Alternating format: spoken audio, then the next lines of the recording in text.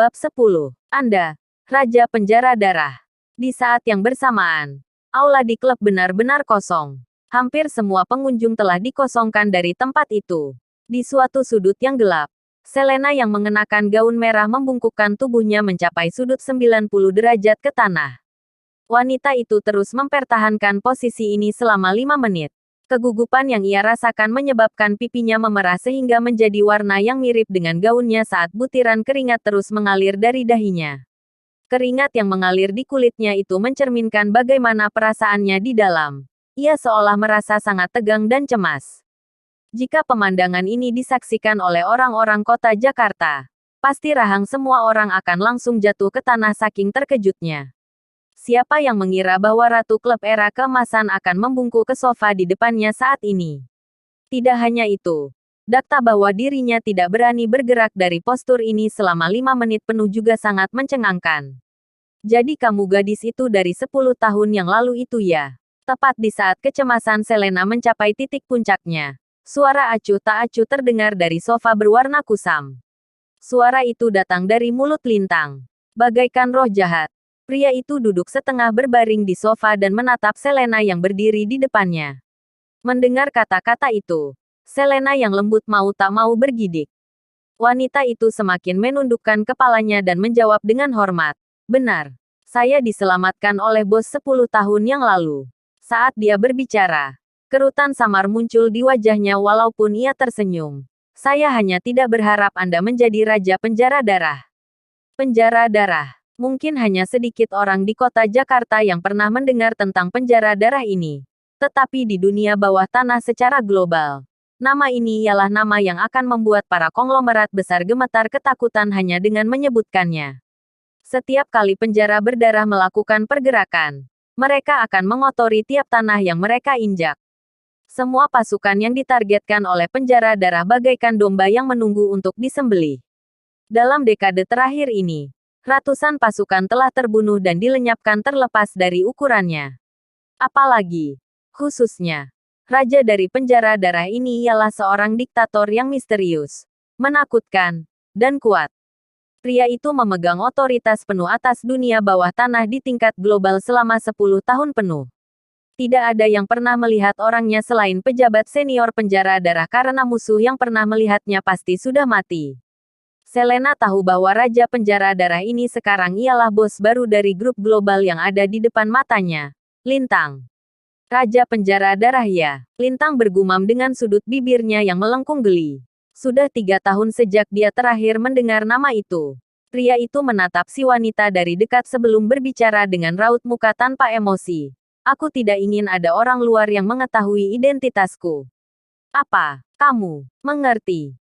Kalimat itu membuat tulang belakang Selena merinding saat ia buru-buru menganggukkan kepalanya dan berkata, "Aku mengerti. Tenang saja, Tuan." Melihat tanggapannya, Lintang mengangguk puas. Lintang. Tiba-tiba terdengar suara renyah yang memanggil nama pria itu. Lintang segera disambut dengan pemandangan Liana dan teman sekelas lainnya yang membanjiri aula dari ruang VIP. Lintang langsung mengangguk ke arah Selena. Wanita itu sepertinya mengerti apa yang diharapkan oleh si pria darinya.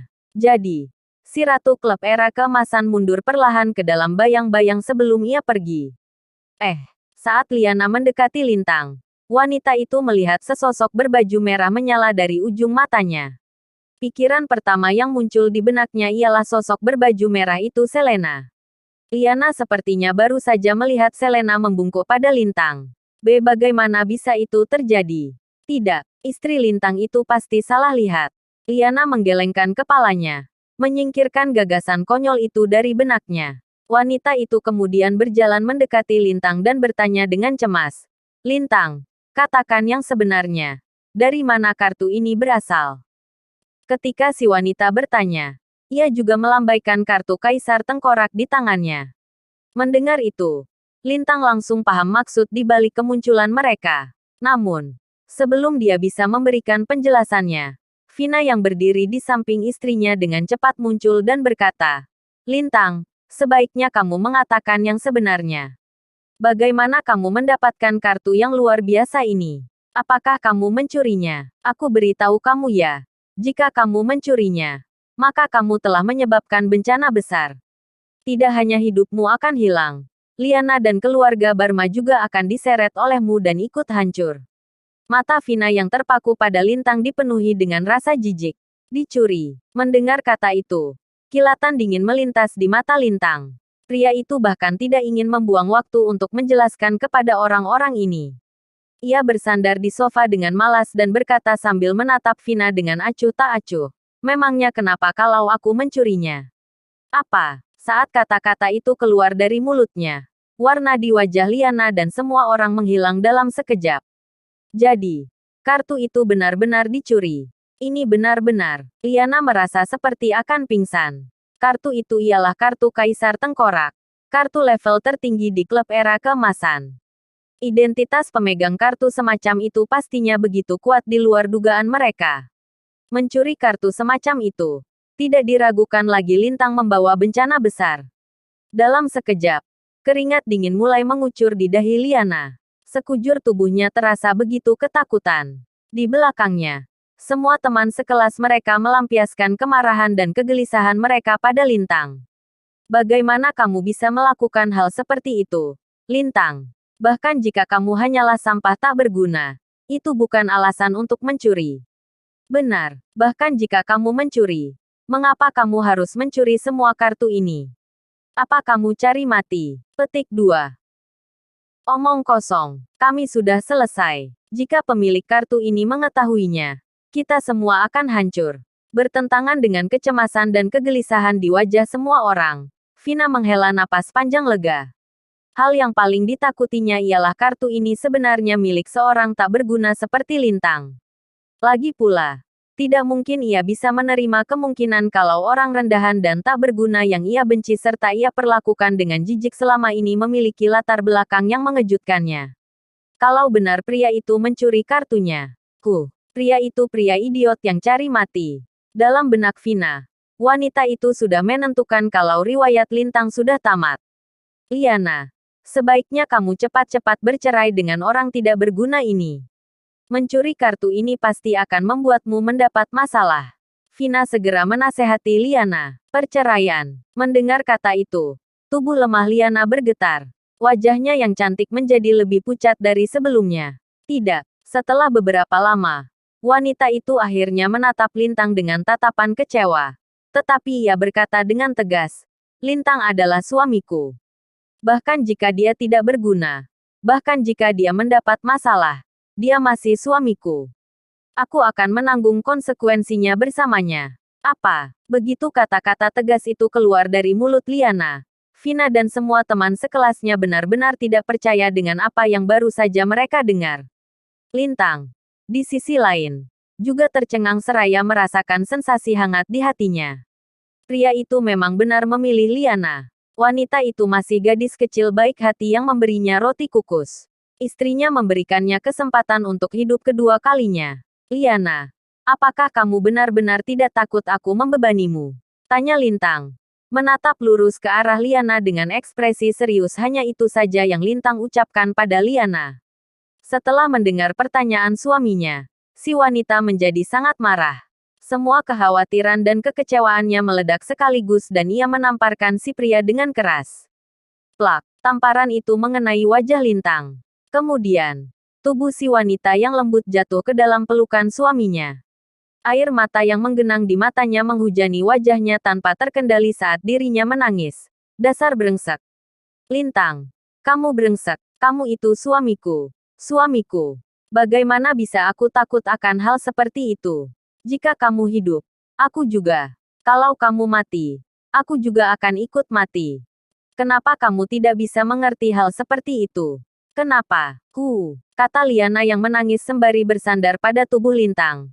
Air mata yang jatuh dari matanya bagaikan manik-manik yang terlepas dari benang putus. Liana menangisi isi hatinya. Tangisannya benar-benar menyayat hati. Terlepas dari berapa kali Lintang mengecewakannya atau membuatnya kesal, tidak sekalipun si wanita berpikir untuk bercerai. Hal yang ia tahu ialah pria yang berdiri di depannya ini adalah suaminya. Melihat Liana yang menangis begitu keras sehingga ia tidak bisa lagi berbicara, Lintang tersenyum.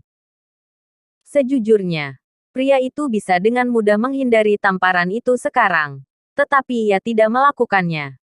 Di matanya, istrinya melampiaskan cintanya pada dirinya.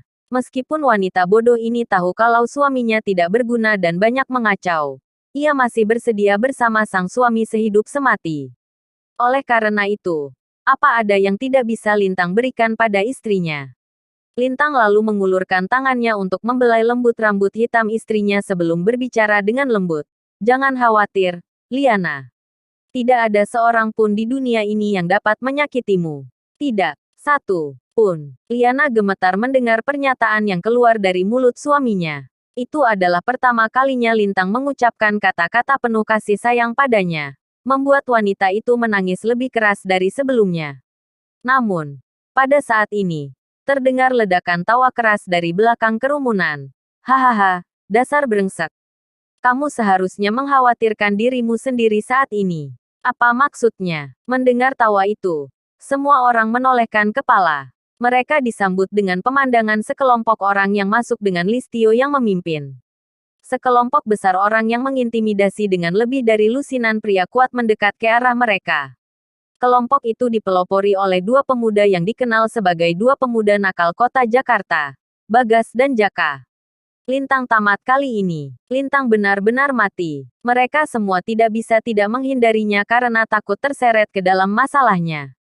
Sementara Listio menatap lurus ke arah Lintang. Menatapnya dengan senyum ganas. Tuan muda, ini dia. Dia adalah orang yang menabrak mobil Anda. Tetapi ia masih menyombongkan diri. Orang ini memang cari mati. Cepat, aniaya dia. Patahkan tangan dan kakinya. Dan buat dia lumpuh total. Pinta Listio. Saat Listio berbicara, raut kegembiraan di wajahnya semakin menguat. Namun, bukan pria itu saja yang ternyata gembira. Pria itu bukan satu-satunya. Vina sama bahagianya dengan dia. Ia tidak menyangka dua pemuda nakal kota Jakarta datang ke tempat ini dengan aura yang menakutkan mereka semua. Mereka datang dengan begitu cepat. Kedua pemuda itu sepertinya tidak sabar untuk menganiaya Lintang sampai benar-benar tamat. Suara langkah kaki Bagas dan Jaka yang terseret-seret bagaikan lonceng kematian. Semua orang gemetar ke arena ketakutan. Sama halnya dengan Liana yang sudah berhenti menangis. Wajahnya yang cantik. Sepucat kertas. Ia tidak pernah berpikir kalau ketua kelasnya begitu kejam sampai pria itu mengkhianati dirinya dengan Listio. Dia buru-buru berseru. Lintang, pergi sekarang. Ayo cepat. Sekujur tubuh Liana basah kuyup dengan keringat dingin ketika wanita itu mencoba untuk bangun dan mencoba kabur dengan Lintang. Akan tetapi, suaminya itu tidak bergeming. Justru, pria itu menepuk telapak tangannya dengan lembut dan berkata sembari tersenyum. Jangan khawatir, kamu punya aku. Apa? Liana tercengang. Dia melihat bahwa tidak ada sedikit pun ketakutan atau kegelisahan di wajahnya. Sebaliknya, pria itu memancarkan rasa percaya diri dan kesombongan seolah-olah ia yang berkuasa di atas Bagas dan Jaka. Raut muka si pria, entah bagaimana, berhasil menenangkan kegelisahan di hati Liana. Lintang seolah bagaikan langitnya. Ia ada untuk mendukung apapun untuknya. Bahkan sampai saat ini, Liana tidak percaya bahwa perempuan itu benar-benar tenang. Lupakanlah. Lagi pula Lintang itu suaminya. Mengingat pria itu tidak berencana untuk kabur, wanita itu memutuskan untuk tetap berada di sisinya apapun yang terjadi. Begitu pikiran itu terlintas di benaknya, hati Liana menjadi tenang dan ia perlahan pindah. Dirinya duduk di samping Lintang. Si wanita menunggu badai yang akan datang bersama suaminya. Listio telah tiba dengan Bagas, Jaka, dan orang-orangnya. Begitu melihat Lintang yang duduk dengan malas di sofa, Listio bisa merasakan darahnya mendidih. Pria itu lalu berkata pada Bagas, Tuan muda, lihat saja masalah ini. Lumpuhkan pria itu sehingga ia tidak bisa bersikap seperti itu lagi. Kata-kata Listio begitu kejam terdengar. Pada titik ini, Listio sangat ingin mendengar jeritan kesakitan Lintang. Sementara itu, Vina tidak bisa menahan senyum yang terbentuk di wajahnya seolah-olah ia sudah melihat pemandangan menyedihkan dengan Lintang yang lumpuh menjadi bagian dari pemandangan itu. Namun, apa yang terjadi selanjutnya menyebabkan seringai di wajah Listio dan Vina membeku secara tidak wajar. Duk, duk. Bagas dan Jaka benar-benar berlutut di depan Lintang.